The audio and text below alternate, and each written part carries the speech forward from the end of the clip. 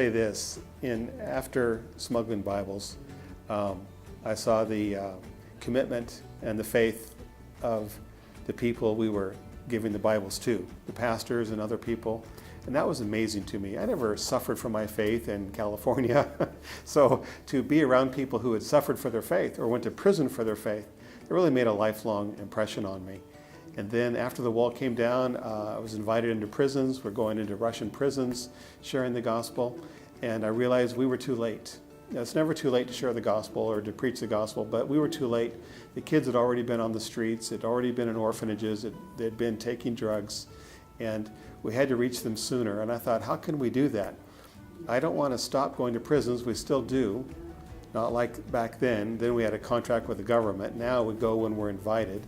But how can we reach them before they end up in prison or before they end up in an orphanage? How can we reach out to a single mom so that she doesn't put her kids out of despair into an orphanage?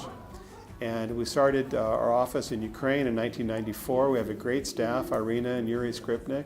Started from the very beginning, and they identified and worked with local believers, local coordinators to identify families in need all over the country. About 500 families are being sponsored today, and we have many hundreds more who need sponsors.